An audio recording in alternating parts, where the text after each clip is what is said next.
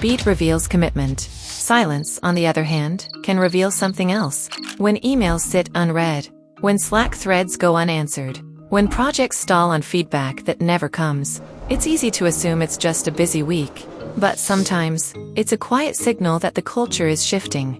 Behind every delay, there's a deeper cause. Sometimes it's a simple miscommunication. Sometimes it's stress. Sometimes it's the start of disengagement. When teams begin to lag, in responsiveness, in delivery, in collaboration, it's not just about the work. It's about energy, alignment, trust. And the earliest signs often show up in the data, before they show up in a conversation. Slowdowns don't happen all at once. They build gradually, in the background, over weeks or months. Maybe it starts after a reorg. Maybe after a new policy rollout.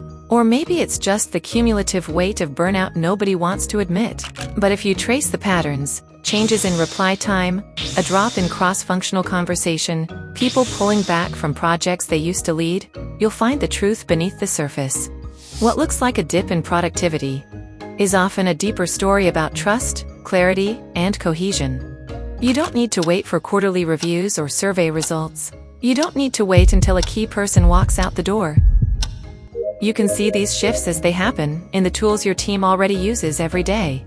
A rise in reply time, a drop in collaborative momentum, a shift in team rhythm. When you detect drift early, you don't just prevent attrition. You prevent misunderstandings. You rebuild trust. You protect culture. Culture doesn't collapse overnight. It slows first. A pause, a delay, a silence that doesn't seem like much until it's everywhere. Small signs ignored today turn into larger gaps tomorrow. But if you can see the subtle slowdowns, you can lead before the damage is done.